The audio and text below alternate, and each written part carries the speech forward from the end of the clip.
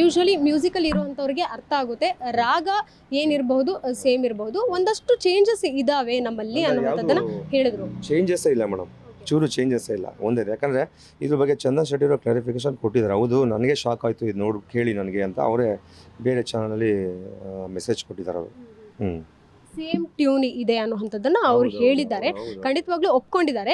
ಇನ್ನೊಂದು ಮಾತು ಏನು ಹೇಳಿದ್ರು ಅಂದರೆ, ಇವಾಗ ದೇವಿ ಶ್ರೀ ಪ್ರಸಾದ್ ಅವರು ಹೂ ಅಂಟವ ಸಾಂಗ್ ಏನು ಕಂಪೋಸ್ ಮಾಡಿದ್ದಾರೆ ಮ್ಯೂಸಿಕ್ನ, ಅದಿರಬಹುದು. ನಂದು ಐಸ್ ಅನ್ನೋಂಥ ಒಂದು ಸಾಂಗ್ ಮಾಡಿದ್ದೀನಿ, ಸೇಮ್ ಇದೆ, ಹಾಗಂತ ನಾನು ಕೇಸ್ ಹಾಕ್ಬೋದಲ್ಲ ದೇವಿ ಶ್ರೀ ಪ್ರಸಾದ್ ಅವ್ರ ಮೇಲೆ?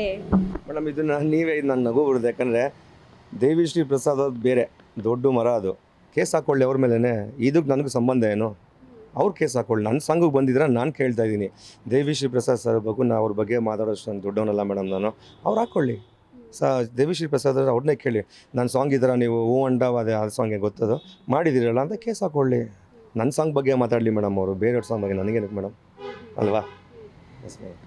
ಇನ್ನೊಂದು ಏನಂದರೆ, ನೀವು ಸಾಂಗ್ ಮಾಡಿರೋದು ಅದು ವ್ಯೂಸ್ ಇರ್ಬೋದು, ಒಂದು ಲೆವೆಲ್ಗೆ ರೀಚ್ ಆಗಿದೆ. ಬಟ್ ಇವ್ರು ಈಗ ಏನು ಮಾಡಿದ್ದಾರೆ ಸಾಂಗ್, ಈಗ ಒಂದು ಸೋಷಿಯಲ್ ಮೀಡಿಯಾ ಜಮಾನ ಇರ್ಬೋದು, ಒಂದಷ್ಟು ಶೇರ್ ಇರ್ಬೋದು, ಟ್ರೆಂಡ್ ಅನ್ನೋವಂಥದ್ದು ಇರ್ಬೋದು, ಎಲ್ಲದಕ್ಕೂ ಸೆಟ್ ಆಗಿ ಅದು ತುಂಬ ಕ್ಯಾಚಿಯಾಗಿ ಜನರಿಗೆ ಅದು ಎಕ್ಸ್ಪ್ಲೋರ್ ಆಗಿರೋವಂಥದ್ದು. ನೀವು ಅದನ್ನು ಅಬ್ಸರ್ವ್ ಮಾಡಿರ್ತೀರಾ. ಸೊ ಆ ಒಂದು ಬೇಸರ ಏನಾದರೂ ಇದೆಯಾ ನಿಮಗೆ? ನಿಮ್ಮ ಸಾಂಗ್ ಆ ಲೆವೆಲ್ಗೆ ರೀಚ್ ಆಗಲಿಲ್ವೇನೋ ಆ ಒಂದು ಸಂದರ್ಭದಲ್ಲಿ?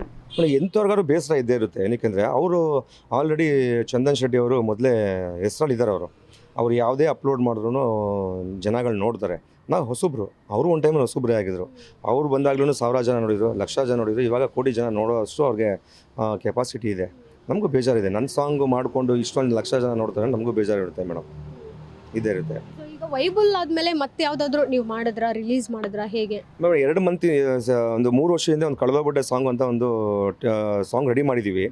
ಈಗ ಆ ಸಾಂಗ್ ಮಾಡಬೇಕು ಅಂದಾಗ ಸ್ವಲ್ಪ ನಮ್ಮ ತಂದೆ ರೀಸೆಂಟ್ ಡೆತ್ ಆದ್ರಿಂದ ಡಿಪ್ರೆಷನ್ಗೆ ಹೋದೆ. ಸೊ ಒಂದು 1.5 ವರ್ಷದಿಂದ ಬೇಡ ಸದ್ಯಕ್ಕೆ, ಈಗ ತಂದೆ ಇದಾಗಿದ್ದಾರೆ ಅಂದ್ಕೊಂಡು ಅವ್ರದ್ದು ಬಗ್ಗೆ ಸ್ವಲ್ಪ ಇದಲ್ಲಿದೆ. ಈಗ 2 ಮಂತ್ಸ್ ಬ್ಯಾಕು ನಾವು ನಮ್ಮದು ಸೇಮ್ ಟೀಮ್ ಏನು ವೈಬುಲ್ ಟೀಮ್ ಅಂತ ಮಾಡಿದ್ವೋ ಆ ಟೀಮ್ ಸೇಮ್ ಟೀಮೇ ಕಳೆದೋಗ್ಬಿಟ್ಟೆ ಕಣೆ ಸಾಂಗು ಅಂತ ನಾವು ಸಾಂಗ್ ಶೂಟ್ ಮಾಡ್ತಾಯಿದ್ದೀವಿ. ನಾವು ಆ ಸಾಂಗ್ ಯಾವ ಥರ ಅಂದರೆ ದೊಡ್ಡ ಮಟ್ಟದಲ್ಲಿ ಮಾಡಬೇಕು ಅಂತ ಪ್ಲ್ಯಾನ್ ಮಾಡಿದ್ದೀವಿ. ಅಂದರೆ ಮಾಡಿದ್ಮೇಲೆ ದೊಡ್ಡದಾಗಿ ಮಾಡಬೇಕು. ಬಟ್ ಇದಕ್ಕೂ ಸಂಬಂಧ ಇಲ್ಲ. ಈಗ ಇರೋ ಪೀಕ್ಗೆ ಏನು ನಾವು ಐಡಿಯಾ ಮಾಡಿಲ್ಲ. 2 ತಿಂಗಳು ಮುಂಚೆನೇ ನಾವು ಇದ್ರ ಬಗ್ಗೆ ನಾವು ಡಿಸ್ಕಷನ್ ಮಾಡಿ ನಾವು ಸಾಂಗ್ ಮಾಡಬೇಕು ಅಂತ ಓಡಾಡ್ತಾ ಇದ್ದೀವಿ. ಕಳೆದೋಗ್ಬಿಟ್ಟೆ ಕಣೆ ಅಂತ ತುಂಬ ಅದೊಂದು ಮಟ್ಟಕ್ಕೆ ಹೋಗುತ್ತೆ ಅನ್ನೋ ನಂಬಿಕೆ ಇದೆ. ಯಾಕಂದ್ರೆ ಟೀಮ್ ವರ್ಕ್ ನಮ್ಮದು ಆಗಿದೆ ಮೇಡಮ್.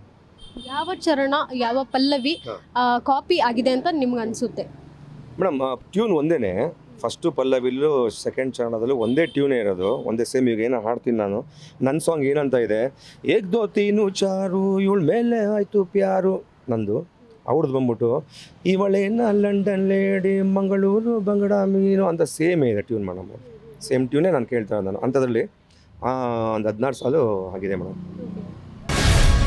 ಗ್ಯಾರಂಟಿ ನ್ಯೂಸ್, ಸುದ್ದಿ ಖಚಿತ, ನ್ಯಾಯ ನಿಶ್ಚಿತ.